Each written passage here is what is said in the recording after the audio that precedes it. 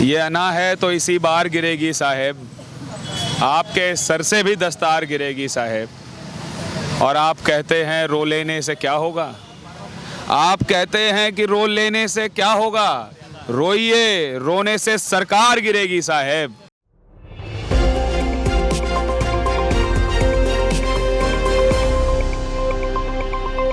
नमस्कार, मैं दौलत शर्मा और आप देख रहे हैं UIP न्यूज़।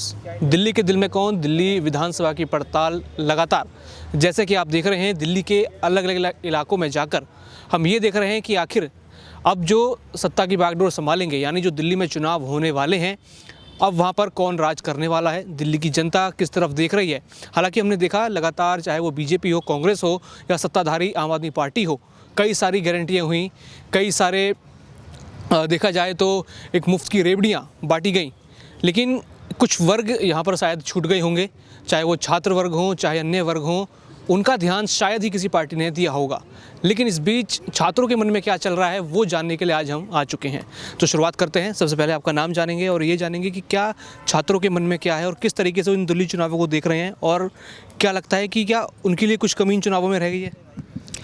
नहीं, बड़ी अच्छी बात। एक तो हम लोग चूँकि दिल्ली विश्वविद्यालय में बैठे हुए भी हैं, तो आपने उसी हिसाब से छात्र की बात भी की है, बहुत ज़रूरी है। और हम छात्रों को इसकी विवेचना भी करना चाहिए। आम जनमानस वहाँ तक नहीं पहुँच पाते, सरकारों के कुछ दिए गए लाभों पे वोट करते हैं आम जनमानस। छात्रों को ज़रूर सोचना चाहिए कि हमारे देश की राजनीति या हमारे क्षेत्र की राजनीति, हमारे राज्य की राजनीति किस दिशा में जा रही है। पिछले 5-10 वर्षों में, चूँकि अब ये कोई नई बात नहीं है, जो सरकार संचालित करती रही राज्य को, वो कोई नई सरकार तो थी नहीं। 10 साल से अधिक वर्ष उनको हो गए। 10 साल उन्होंने बाकायदा राज किया, बाकायदा संचालित किया शासन प्रशासन को। उसके बाद भी हालात में बहुत ज़्यादा बदलाव नहीं आया। अब वो क्या करते हैं, एक दो चीज़ दिखाते हैं कि वो ओबामा की बेटी आई, वो फलाने लोग आए, उन्होंने इस चीज़ का जायज़ा लिया, वो उस स्कूल को देखने गए, यानी कितनी अच्छा स्कूल बना दिया। एक दो मॉडल से काम नहीं चलता।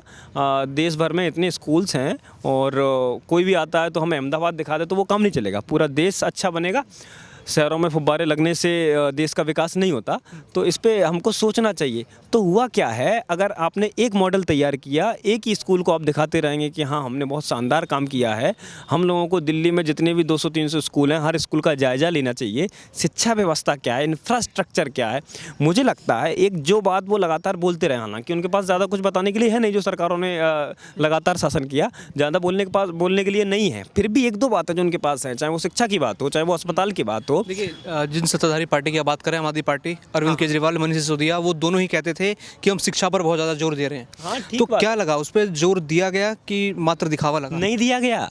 दुर्भाग्य हमारा। मैं तो मुखर्जी नगर के पास, हम लोग दिल्ली विश्वविद्यालय में बैठे हुए मुखर्जी नगर पास में, कितना आंदोलन छात्रों ने किया, क्या क्या नहीं हुआ। लड़कों ने कूद कूद के आत्महत्याएं की यहाँ से, जब आग लग गई थी उस बिल्डिंग में जहाँ पे कोचिंग संस्थान संचालित हो रही थी। तो ये सोचने वाली बात है। आप शिक्षा व्यवस्था पे काम कर रहे हैं, आप बेसिक इंफ्रास्ट्रक्चर नहीं देख रहे हैं कि कोचिंग संस्थान कैसे संचालित हो रहा है।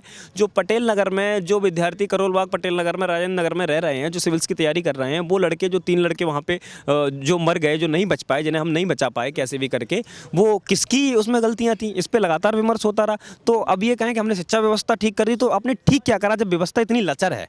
मतलब जो पढ़ाई लिखाई अकादमिक किया है उसको तो छोड़ ही दो, उसमें तो आप वैसे भी ठीक नहीं कर पाओगे, वो पहले से ही इतना नष्ट हुआ पड़ा है। फिर भी जो दिखाने की चीज़ है, जो इंफ्रास्ट्रक्चर है, आप लगातार इंफ्रास्ट्रक्चर दिखा रहे हो, वो भी तो ठीक नहीं कर पा रहे हो आप कहीं भी। तो शिक्षा तंत्र, चाहे वो इंफ्रास्ट्रक्चर पे लेवल हो, चाहे वो क्वालिटी की लेवल पे हो कि शिक्षा कैसी दी जा रही, दोनों ही स्तर पे ना के बराबर है। कहने की बात यह है, इसमें समझने की बात यह है, क्योंकि पूरे देश में हर जगह शिक्षा का स्तर 2% है। आपने कह दिया कि हमने इतना शिक्षा का स्तर कर दिया, आपका भी तो 5% है, 100% क्यों नहीं करके दे रहे? हम लोग टैक्स देते हैं तो उसमें शिक्षा के लिए जो टैक्स जाता है 100% दे रहा है ना। आप अगर एक कटोरा गरीब खरीदता है तो उस कटोरा का भी टैक्स जाता है ना। तो एक भीख मांगने वाला भी टैक्स दे रहा है कटोरा खरीदने के लिए। तो इन सरकारों को समझना चाहिए कि आप जिसकी वाहवाही कर रहे हो कि हमने बहुत शिक्षा अच्छी की, आपने कुछ नहीं किया, ना के बराबर भी काम नहीं किया। पूरा देश जाने इस बात को, पूरी दिल्ली राज्य, चूंकि यहाँ चुनाव है तो ये समझना बहुत आवश्यक है। और अस्पताल की भी यही बात है, भले वो प्रश्न ना हो तब भी। जो दिल्ली के छात्र हैं या दिल्ली के बाहर से भी पढ़ने आते हैं, यहाँ पे DU में बहुत सारी संख्या वही है जो बाहर से पढ़ने आते हैं, तो उनको क्या फ़र्क लगता है कि यही एजुकेशन की वजह से जो ढील है, क्या उसी वजह से लोग जाते हैं विदेशों में या फिर कहीं और चले जाते हैं? क्या वो उनके लिए नुकसानदायक होता है या फिर ये एजुकेशन सिस्टम की कुछ कमी ये बहुत ज़्यादा दिखाई देती है? वो जैसे कहते हैं कि हमने अपना बाकी देशों में नाम बना दिया, कहीं यही व्यवस्थाएं बाकी देशों में नाम तो नहीं घटा रही कि हमारे स्टूडेंट्स बाहर जा रहे हैं? हाँ, निश्चित रूप से मैं तो इस पे लगातार शोध करता हूँ, चिंता करता हूँ। आप देखिए ना, हम गर्व से कहते हैं कि अमेरिका में अगर कोई बीमार पड़ता है तो लोग भारतीय डॉक्टर पे भरोसा करते हैं कि हिंदुस्तानी डॉक्टर पे दिखाना, वो ज़्यादा अच्छा डॉक्टर होता है। हम लोग कहते हैं कि अमेरिका की जो साइंटिफिक रिसर्च की टीम है, वो लोग जो जहाँ नासा में काम करने वाले लोग हैं, उसमें 45% लोग भारतीय वैज्ञानिक हैं। हम लोग इस पर गर्व करते हैं। ये गर्व की बात नहीं है साहब। आपने अपने लोगों को रूप से संरक्षित नहीं किया, उनको सुविधाएँ नहीं दी, आज उनकी सेवाएँ विदेश के लोग ले रहे हैं। आज अमेरिका उनकी सेवा ले रहा है, आज यूरोप उनकी सेवा ले रहा है। ये दुर्भाग्यपूर्ण है। हमको अपनी प्रतिभाओं को भारत में रोकना चाहिए, उनको वो संसाधन देना चाहिए, उनको वो दाम देना चाहिए जिससे वो यहाँ पे शोध कर सकें, यहाँ पे अच्छा काम हो। अब आप देखो यहाँ पे दिल्ली में क्या हो रहा है। हम लोग देश भर से जितने लोग आते हैं वो कहाँ आते हैं? वो दिल्ली विश्वविद्यालय में आते हैं। दिल्ली विश्वविद्यालय केंद्र विश्वविद्यालय है, केंद्र की संस्थान है। दिल्ली की जो राजकीय विश्वविद्यालय हैं, चाहे वो अम्बेडकर यूनिवर्सिटी की बात हो, चाहे वो IP यूनिवर्सिटी की बात हो, चाहे दिल्ली स्पोर्ट्स यूनिवर्सिटी की बात हो, दिल्ली टीचर्स यूनिवर्सिटी की बात हो, दिल्ली टेक्निकल यूनिवर्सिटी, जितनी दिल्ली सरकार की संस्थाएं हैं, उन संस्थानों के पास अभी तक बिल्डिंग नहीं है। कहो तो कह देते हैं कि भाई LG उसका वो नहीं दे रहा, उसमें परमिशन नहीं दे रहा है, वो परमिशन नहीं दे रहा है। इन बातों से काम नहीं चलता। आपका कौन परमिशन नहीं दे रहा है ये तो आप समझो ना। इसकी वजह से हमारे विद्यार्थी पढ़ नहीं पा रहे हैं। मैं कल भी दिल्ली सरकार के एक संस्थान में बैठा हुआ था कुछ मित्रों के साथ, तो मैंने उनसे पूछा कि इसमें छात्रों का भविष्य क्या है। वो कह रहा है भविष्य तो भाई साहब डामाडोल है, ये यूनिवर्सिटी जरूर इन्हें बनवा दी है 2 साल पहले। तो 2-3 साल में इन्हें इतनी यूनिवर्सिटी यहाँ खुलवाई हैं, उनमें कोई व्यवस्था ठीक से नहीं हुई है। किराए की बिल्डिंगों में वो यूनिवर्सिटीज़ चल रही हैं, वो अभी तक कहीं ठीक से संचालित नहीं हो रही हैं, उनमें डिग्रियाँ चालू नहीं हुई हैं। तो आप सिर्फ नाम बनाने के लिए कि दिल्ली में हमने 10 संस्थान खोल दिए, 12 संस्थान खोल दिए, उससे काम नहीं चलेगा। क्वालिटी काम कितना हो रहा है, इस पे लगातार शोध करना चाहिए, इस पे चिंतन करना चाहिए और जनमानस तक भी पहुंचाना चाहिए इस बात को। आप यहाँ किस कोर्स में? मैं दिल्ली विश्वविद्यालय के हिंदी विभाग से शोध कर रहा हूँ। तो हिंदी को लेकर भी हम लोग लगातार चर्चा करते हैं और अन्य चीज़ों पे भी चिंतन करते ही हैं कि आखिर क्या हो रहा है देश में भी और राज्य में भी। तो आजकल तो हिंदी पे बहुत विवाद हो रहा है, कोई कुछ कहता है, कोई कहता है इस राज्य में हिंदी बोलना वर्जित है। तो क्या हिंदी पर काम हो रहा है उस सलीके से जो आप शोध कर रहे हैं? क्या वो शोध आगे पहुंच रही है? शोध आगे अच्छा शोध नहीं हो रहा, क्योंकि इस बात को मैं लगातार कहता रहा हूँ। अकादमिया जो है वो बहुत ज़्यादा भ्रष्ट तंत्र बन चुका है। तो ऐसे में होता क्या है, अच्छे लोग नहीं अंदर आ पाते। अच्छे लोग नहीं आएंगे, मेरिटोरियस लोग नहीं आएंगे तो अच्छा शोध नहीं होगा। अच्छा शोध नहीं होगा तो उसमें सब्जेक्ट का भला नहीं हो सकता। जो कुमार विश्वास जी जो बात कहते हैं कि 10 संस्थान बनाने से बढ़िया है आप 10 अच्छे साहित्यकार पैदा करो, अच्छे कवि पैदा करो। सच बात है, अगर 2 कबीर हो जाएँ, 2 तुलसीदास हो जाएँ तो हिंदी हो जाएगी, है ना। तुलसीदास ने हिंदी को विश्व भर में पहुंचाया, रामचरितमानस ने। तो उसी प्रकार से अगर अच्छा शोध होगा तो हिंदी दूर तक जाएगी, देश भर में पहुंचेगी। और आज पहले भी होता रहा अच्छा शोध, इसी वजह से आज हिंदी देश की संपर्क भाषा है, हिंदी देश की राजभाषा है। हमें और अच्छा शोध करने की आवश्यकता है। मैं उसमें बहुत ज़्यादा पॉजिटिव नहीं हूँ कि हिंदी पे अभी शोध हो रहा है। हाँ, पॉजिटिव हूँ, आगे अच्छा शोध होगा। मुझे लगता है कि आगे धीरे धीरे अगर हम लोग काम करेंगे तो अच्छा शोध होने लगेगा। अभी हालांकि अच्छा शोध नहीं हो रहा। आपका नाम बता दीजिए। मैं धर्मवीर सिंह गुर्जर मेरा नाम है। मैं दिल्ली विश्वविद्यालय से शोध कर रहा हूँ, PhD कर रहा हूँ हिंदी साहित्य में। आपका नाम बताइए भाई। देवेश त्रिपाठी, दिल्ली विश्वविद्यालय में MA का छात्र हूँ, हिंदी का। तो क्या देख रहे हैं, शिक्षा कितनी बदली है, क्या कितनी सुदृढ़ इन दिनों हुई है? देखिए, ये जो सरकार है, पिछले 10 सालों से आम आदमी पार्टी की जो सरकार रही है, ये झूठ की बुनियादों पे खड़ी हुई है। किसी भी एक अदम गोंडवी की वो 2 पंक्ति याद आ रही है कि तुम्हारी फाइलों में गांव का मौसम गुलाबी है, मगर ये आंकड़े झूठे और ये दावे किताबी हैं। अभी देखिए, आतिशी मारलेना जो वर्तमान CM रही, वो एक सरकारी विद्यालय में शूटिंग संस्थान की स्थापना की। लेकिन ये उन्होंने ये नहीं बताया कि हम शूटिंग संस्थान का स्थापना तो कर रहे हैं, लेकिन 11-12 जितने भी सरकारी विद्यालयों में 11-12 की जो शिक्षा छात्रों को प्राप्त हो रही है, उसमें गणित और विज्ञान के 60% उसमें नहीं प्राप्त हो पा रही है। गणित विज्ञान की शिक्षा नहीं प्राप्त हो रही है। मतलब बिल्डिंग है, रिजल्ट नहीं है। रिजल्ट नहीं है, बिल्डिंगें भी हैं, रिजल्ट पता नहीं कहाँ से, लेकिन गणित और विज्ञान के विषय का वो प्राप्त ही नहीं हो रहा है शिक्षा। सबसे बड़ी बात ये है। और आप शूटिंग संस्थानों की बात कर रहे हो, आप कह रहे थे कि यमुना साफ अगर नहीं हुई तो हम इस्तीफा दे देंगे, वो भी नहीं हो पाई, और फिर से मुंह उठा के आप वोट मांगने चले आए। किस बात की राजनीति आप कर रहे हैं? ये सारे जो 10 साल से आप जुमलेबाजी फैला के रखे हैं, सारी आपकी सरकार झूठ की बुनियाद पे खड़ी हुई है। और इस बार जनता का रुख है और इस बार आपदा की सरकार को हटाएगी।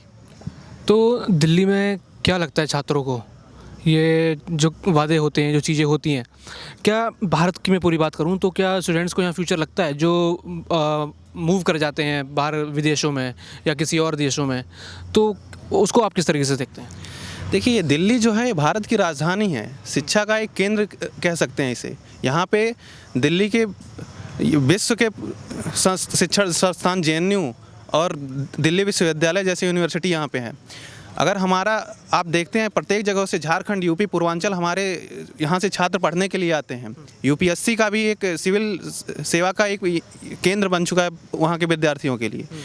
लेकिन माहौल कैसा बन रहा है? माहौल तैयार करने के लिए वहाँ बुनियादी सरकार व्यवस्था करेगी। वहाँ पे क्या माहौल बन रहा है? आप गलियों में जाएं, पानी भरा पड़ा है, छात्र क्या पढ़ेंगे? क्या माहौल तैयार होगा? वो तो आ रहे हैं दिल्ली में पढ़ने जा रहे हैं, वहाँ अच्छी सुविधा, अच्छी कॉलोनी मिलेगी, अच्छी उससे व्यवस्था से रहेंगे। क्या व्यवस्था आप दे पा रहे हैं? डूब के 3 बच्चे मर जा रहे हैं, क्या व्यवस्था दे रहे हैं आप?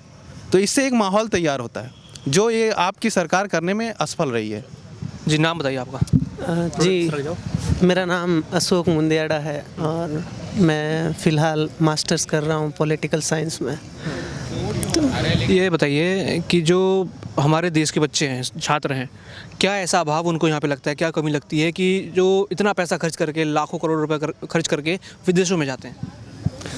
जी, पहली बात तो ये कि एक बहुत महान दार्शनिक हुए हैं, उन्होंने एक बात कही है युवाओं के लिए, ये खासकर कि मुझे सीधी मछली मत दीजिए, मुझे सीधी मछली मत दीजिए, मुझे मछली पकड़ने की कला सिखाइए। तो सबसे पहली बात यही है कि अगर सरकार या जो भी मतलब संचालन है वो अगर ये सुविधा प्रदान कर रही है मछली पकड़ने की कला वाली, मतलब युवाओं को रोज़गार दे रही है, तो युवा बाहर नहीं जाएंगे, ये आपको भी पता है। और एक इसी में 2 लाइन कहूँगा। ये बस रोजगार की बात है कि शिक्षा की तकनीकी में अभाव आपको लगता है? जी, वैसे देखें ना, शिक्षा की तकनीकी, अगर हम सभी को यहाँ सिर्फ दिल्ली आने की ज़रूरत क्यों पड़ रही है? क्या दिल्ली से ये जो, कहाँ से? मैं जोधपुर से, राजस्थान से, क्या दिल्ली में जो शिक्षण संस्थान है, जैसे करोल बाग में इतनी सारी कोचिंग है, मुखर्जी नगर में है, क्या वो जोधपुर में नहीं खुल सकती? क्या वो जयपुर में नहीं हो सकती? क्या वो और देश के हिस्सों में नहीं हो सकती? क्यों सारे युवाओं को दिल्ली आना पड़ रहा है? उसका एक कारण है कि वहाँ तक, हमारे गाँवों तक मूल सुविधाएं नहीं पहुँची है। आप शिक्षा पहुँचाने की बात कर रहे हैं, कई गांव ऐसे हैं जहाँ पर पानी नहीं पहुँचा है, इंटरनेट देखने भर को मतलब है ही नहीं, बिल्कुल नेटवर्क ही नहीं आता। तो ऐसी स्थिति में युवाओं को दिल्ली के लिए भाग के आना पड़ता है, नहीं आए तो कहाँ जाए? तो इसी पे ही है कि मतलब 2 लाइन है, जैसे कि युवा नहीं चाह रहा रेवड़ियाँ, युवा नहीं चाह रहा रेवड़ियाँ, युवाओं को आप 2 नौकरियाँ। तो युवा कहीं नहीं जाएगा, युवा इसी देश में रहेगा और इस देश की प्रगति होगी। हाँ जी भाई साहब, आप बताइए क्या लगता है? हाँ, पूछिए, सवाल आप पूछिए। ये जो अभाव है शिक्षा में, जिस तरीके से संस्थाएं एक तरीके से लैग कर जाती हैं, तो एक स्टूडेंट है दिल्ली का, आम आदमी जो स्टूडेंट है, वो क्या सोचता है? लोकतंत्र में लोग अपने अधिकारों की बातें तो करते हैं कि हमारा equality before law, article 14 to 18 हमारी राइट्स है, बट जब बात होती है ड्यूटीज़ की, अकाउंटेबिलिटी की, तो बहुत सारे पढ़े लिखे इंटेलेक्चुअल लोग, वो चाहे किसी भी वर्ग का हो, वो लगभग शांत हो जाते हैं आर्टिकल 51 की बातें जब होती है। तो दिल्ली के CM जो अभी अतिशी मैम है, उन्होंने हम लोग को बुलाया था। मैं लगातार छात्रों की आवाज़ उठाता हूँ, लड़ता रहता हूँ, चाहे भंडारी बिल्डिंग में आग लगी हो, चाहे ORN में प्रोटेस्ट में बच्चों के साथ जो मारे गए थे बच्चे हमारे साथी, उन लोगों के लिए, क्योंकि ये सारे माइग्रेटेड स्टूडेंट होते हैं, देश के कोने कोने से आते हैं और सबसे अधिक रेवेन्यू छात्रों से मिलता है दिल्ली को। लेकिन उन छात्रों की सुरक्षा के लिए शासन की किसी भी तंत्र की बात करें, कोई ध्यान नहीं देता है और आए दिन ऐसे घटनाएं घटती है। थोड़ी बारिश हो जाए, पानी कमर भर लग जाती है, उसमें करंट लगता है। हमारा भाई मारा गया था पिछली बार, मेंस लिखना था IAS का, ठीक ना। तो अनफॉर्चुनेटली जो अभी मुखर्जी यहाँ पे जो हुआ था पटेल नगर में रिसेंटली जो हुआ था, हाँ, राउत, हाँ जी एग्जैक्टली कहना मैं ये चाह रहा हूँ कि देखो, एजुकेशन पर आप सबसे ज़्यादा आज टैक्स लग रही है। और अपन दिल्ली विश्वविद्यालय के प्रांगण में आज बैठे हैं, आप दिल्ली विश्वविद्यालय के प्रांगण में आप बैठे हैं, इंटरव्यू ले रहे हैं, ओके। ऑनेस्टली दिल से देखा जाए तो जिस तरीके से वो चाहे पॉलिटिकल डायलेमा हो या चीज़ें, जो बच्चा सच में संघर्ष कर रहा है, जेन्युइन है, बरसों से वो डिप्राइव्ड है, उनके तरफ किसी को कोई ध्यान नहीं है। ये तो सारा चीज़ है, चाहे वो अभी देखिए बीपीएससी का भी मामला किस तरीके से तुल पकड़ा हुआ है। तो आखिर में पेपर लीक होते क्यों हैं, कौन कराता है? क्या आम स्टूडेंट का ये अधिकार है? हम जैसे आप जैसे एक सामान्य परिवार के बच्चे कर सकते हैं? नहीं कर सकते हैं। ये बड़े लोग होते हैं, बड़े लोगों को अपने बच्चों को उस सिस्टम में भेजना होता है। उनके बच्चे होते हैं, सोने के चम्मच लेकर आते हैं, वो बैठे रहते हैं, खाते हैं, पीते हैं, और सोते सोते उनको ध्यान आता है कि अब तो हमको IAS बनना है। जैसे पूजा खेड़कर का मामला था, वैसे ही बीपीएससी में कि अब तो मेरे को SDM बनना है, DSP बनना है, भाई रूल करना है। अब मौज मस्ती हो गई तो पापा ने पेपर लीक करवा दिया, और पेपर लीक होता है तो हम जैसे किसान मजदूर के बच्चे जो हैं, जो वर्षों से संघर्ष करते हैं, वो उनका ज़िंदगी लीक होती है, उन माँ बाप की गाढ़ी कमाई लीक होती है। तो एग्जैक्टली एजुकेशन में जिस तरीके से डायलेमा है। चलिए एक आखिरी सवाल मैं आपसे लेता हूँ कि ये जो पेपर लीक होते हैं और जो बच्चे जो गलत कदम उठाते हैं, कोटा से जो खबरें आती हैं वो कितना भाव करती हैं कोटा छोड़िए, पढ़ने वाले बच्चों को, क्योंकि एक तो अपनी ज़िंदगी ख़त्म कर चुका है। का घटना चल रही थी, हम लोग वहाँ बैठे हुए थे, और अगले 2 दिन के बाद एक लड़की ने सुसाइड किया, और सुसाइड में साफ साफ मेंशंस था चीज़ें। तो पेपर लीक से ये देश के लिए ना बहुत बड़ा दुर्भाग्य है, क्योंकि हम डेवलप्ड कंट्री क्यों नहीं बन पा रहे हैं? डेवलपिंग कंट्री में ही क्यों है? आखिर विश्व गुरु हम कैसे बनेंगे, विकसित राष्ट्र कैसे बनेंगे, जब ये हर एक, क्योंकि हमारा युवा देश है और हर एक राष्ट्र के निर्माण में युवाओं की प्रमुख भूमिका होती है, चाहे कोई भी राष्ट्र हो। तो हमारा तो सबसे ज़्यादा युवा आबादी वाला देश है, तो हमें युवाओं पर ध्यान देने की ज़रूरत है। और युवाओं के लिए मैं लगातार फाइट कर रहा हूँ, लड़ रहा हूँ, अपने गर्दन पर तलवार रख कर मैं लड़ रहा हूँ युवा साथियों के लिए।